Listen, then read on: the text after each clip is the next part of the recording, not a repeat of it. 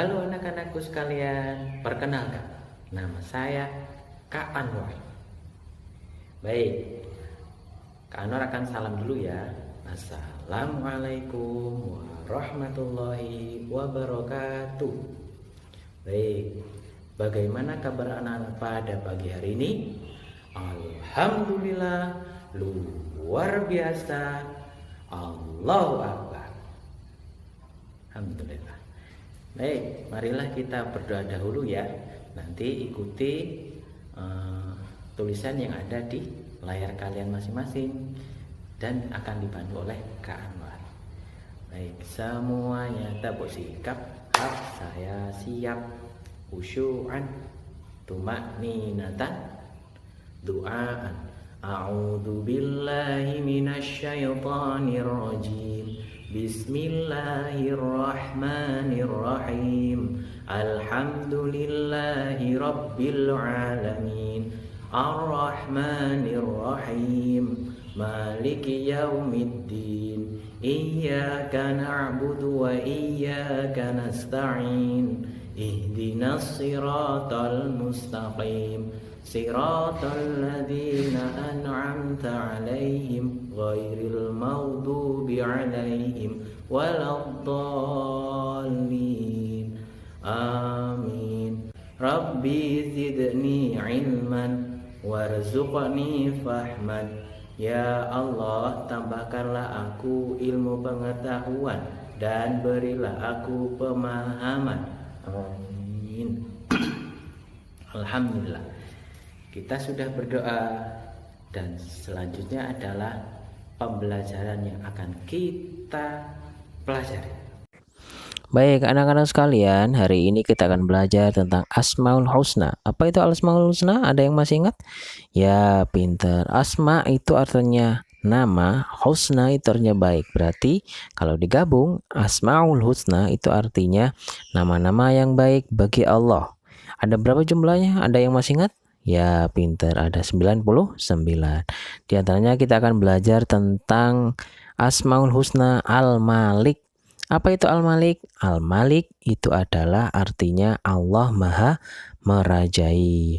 Allah Maha Merajai. Apa sih maksudnya Allah Maha Merajai?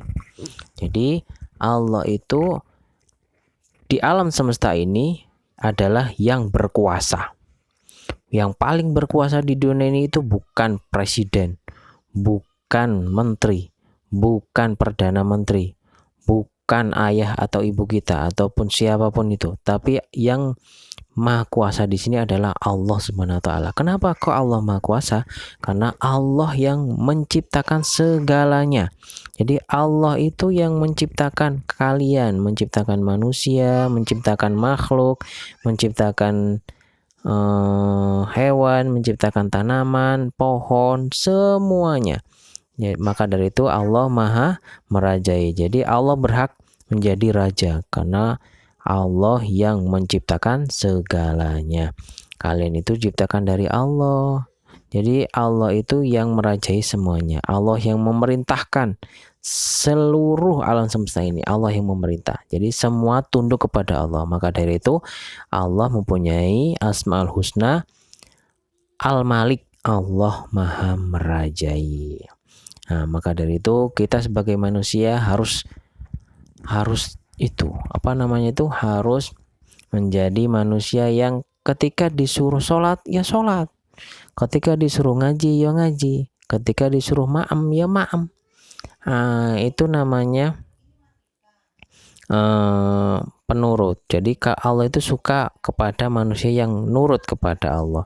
Kalau Allah nyuruh ini dilakukan, kalau Allah nyuruh itu dilakukan, nantinya masuk kepada surga. Siapa yang mau masuk surga? Ayo ngacung.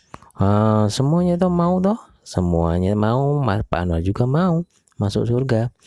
Tapi beda kalau kepada orang yang nggak mau nurut, disuruh sholat, nggak mau disuruh ngaji, nggak mau disuruh apa-apa, nggak mau, nanti dimasukkan neraka. Mau nggak dimasukkan neraka? Nggak mau dong. Pak Anwar juga nggak mau masuk neraka. Maka dari itu, kalian tahu nggak di surga itu ada apa? Mau tahu surga itu ada apa? Baik, Pak Anu ceritakan ya. Di dalam surga itu kalau apapun yang kita inginkan itu pasti dikasih. Masuknya aja dipersilakan sama malaikat. Silakan Pak Anwar masuk.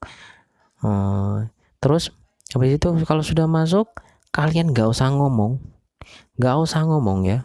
Kalau misalkan mau ayam segede rumah, celing, langsung ada di depan kalian. Gak usah ngomong, malaikat aku pengen ayam. Gak usah. Di dalam hati itu, aduh aku lapar, pengen ayam.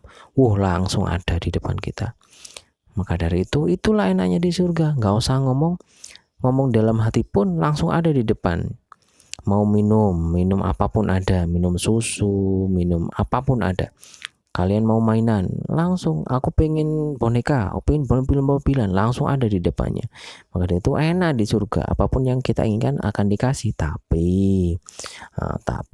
syaratnya harus patuh, harus bertakwa, harus melakukan perintah Allah dan menjauhi larangannya. Kalau kalian tidak melakukan perintahnya atau disuruh sholat, susah banget. Ayo Anwar, sholat dulu. Saya tahu iki ndelok boboiboy dulu. Saya durung mali cococoy boboiboy. Waduh. Wah, ini nantinya dimasukkan neraka. Kalau masukkan neraka gimana? Ayo Anwar masuk neraka. Disentak-sentak, masuk neraka. Seperti itu. Terus ditendang. Melepo. Seperti itu kasar nanti sama malaikatnya. Sama malaikat siapa namanya? Malaikat penjaga neraka itu. Seperti itu. Malaikat Malik dilemparkan, ditendang sama malaikat Malik. Terus di dalam neraka juga dikasih makan kalau misalkan lapar. Aduh, aku lapar. Dikasih apa? Dikasih makanan yang berduri. Mau dikasih makanan berduri? Gak mau, Pak Anar juga gak mau. Jadi dimakan, kalau gak dimakan lapar, kalau dimakan tenggorokan kita jadi berlubang. Kalau haus dikasih, aduh aku haus, sama malaikat dikasih minum apa? Dikasih minuman yang mendidih. Ya kalau minumannya darah yang dikasih, darah sama nanah. Yang ada tenggorokan kita jadi transparan. Apa itu transparan? Kelihatan tenggorokannya. Maka dari itu, yuk kita sama-sama patuh kepada Allah, bertakwa kepada Allah. Baik, anak-anakku sekalian, selanjutnya kita akan belajar tentang 2 kalimat syahadat. Apa itu 2 kalimat syahadat? Yuk kita bahas bersama, kita pelajari bersama. Siap? Baik. Syahadat itu adalah merupakan rukun Islam yang pertama. Ayo, ada yang masih ingat tak rukun Islam? Ya, yuk. Kalau kalian masih ingat, ayo kita nyanyikan bersama ya. Ikuti Pak Anwar ya. Rukun Islam yang 5, syahadat, sholat, puasa, zakat untuk si papa, haji bagi yang kuasa. Siapa belum sholat? Siapa belum zakat? Nanti kelak di akhirat Allah pasti melaknat. Siapa mau? Ada yang mau? Tidak ada dong. Pak Anwar aja nggak mau ya. Apa sih maksudnya dilaknat itu? Dilaknat itu artinya dibiarkan sama Allah. Mau ke kanan, mau ke kiri, mau ke atas, mau ke bawah. Apapun yang dilakukannya dibiarkan sama Allah. Tapi nantinya akhirnya itu adalah kekal di neraka. Mau kekal di neraka? Gak mau dong ya. Sama kayak Pak Anwar. Nah, selanjutnya, apa sih artinya syahadat? Syahadat itu artinya adalah kesaksian atau berjanji. Orang yang masuk Islam pertama kali itu wajib bersyahadat.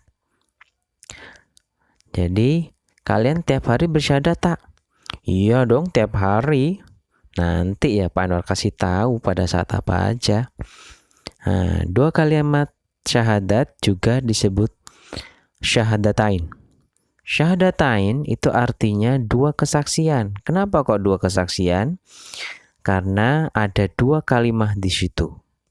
Kalimatnya yang pertama itu syahadat tauhid. Syahadat tauhid adalah syahadat kepada Allah. Yang kedua syahadat kepada Rasul. Syahadat Rasul namanya. Nah, kalian penasaran gak sih apa sih maksudnya syahadat itu? Apa sih bunyinya syahadat? Baik, yuk akan Pak Anwar kasih tahu ya. Kalau begitu kita lanjut saja. Syahadat tauhid yang pertama itu bunyinya asyhadu alla ilaha illallah. Apa? Yes, good. Lagi ya. Asyhadu alla ilaha illallah. Nah, itu namanya syahadat tauhid. Syahadat tauhid itu adalah syahadat yang diperuntukkan untuk Allah. Apa maksudnya diperuntukkan untuk Allah? Karena syahadat di sini atau kesaksian tauhid di sini ada artinya. Nah, apa artinya? Baik, kita artikan bersama ya. Asyhadu, saya bersaksi, bahwa la tidak ada ilaha Tuhan illallah kecuali Allah. Ya, jadi kalau digabung, saya bersaksi bahwa tiada Tuhan selain Allah. Itu lafal yang pertama atau syahadat tauhid. Yang kedua, syahadat Rasul. Apa sih bunyinya? Ada yang tahu bunyinya? Ya, kita baca bersama ya.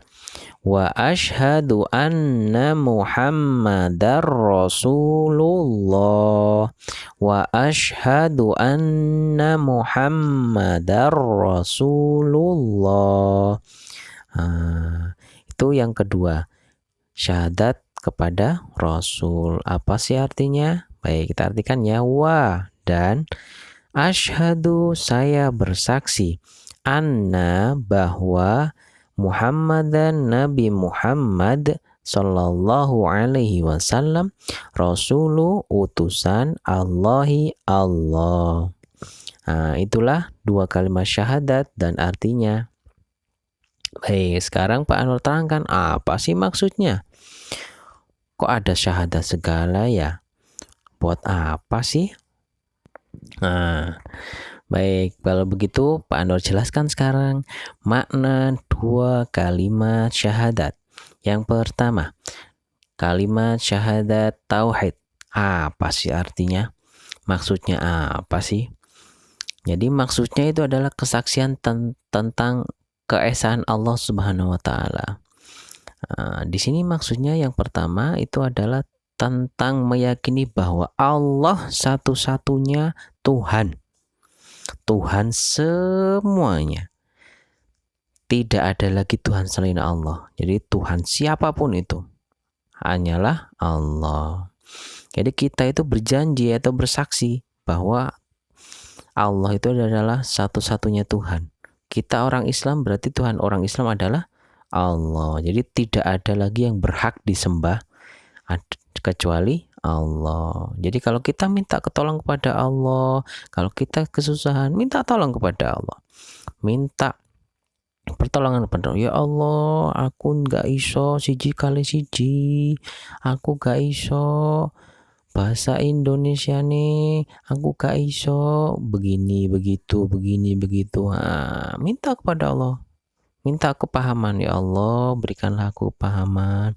Ya Allah, aku pengen dolanan. Ya Allah, aku pengen mainan, pengen mobilan. Minta kepada Allah, tapi syaratnya harus takwa, nurut kepada Allah. Nggak boleh nggak tertib, nggak boleh melawan orang tua, nanti dikasih sama Allah. Maka dari itu kita nggak boleh minta tolong kepada yang lain. minta tolong sesuatu kepada, misalkan kepada orang pintar. Siapa itu orang pintar? Mbah Dukun. Mbah Dukun, aku gak iso siji kali siji. Ya apa iki Mbah Dukun? Tenang, katanya Mbah Dukun. Tenang. Tak jupukno gelas. Tak umbene. Dikumur-kumur. Terus disemprot ke mukanya kalian. Buah.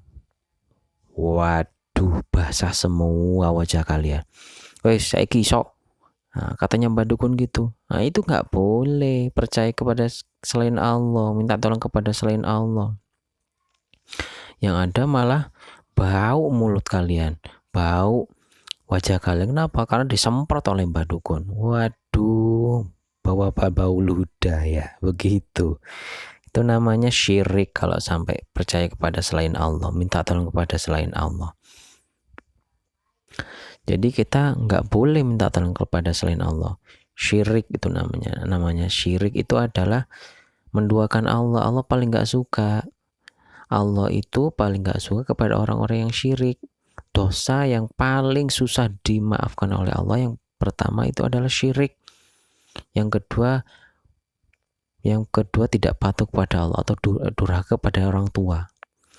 Yang kedua adalah durhaka kepada orang tua. Nggak patuh sama orang tadi suruh gini ngomel terus, nggak boleh seperti itu sulit dimaafkan oleh Allah. Kalau sulit dimaafkan kita lakukan, wah gimana ini Allah nanti iki ya opo iki gak patuh nang wong tuwa durhaka dikon tuku terasi gua gak gelem, lebih memilih ndelok cococoy boboiboy seperti itu nggak boleh. Wah wis seperti itu kata Allah nantinya.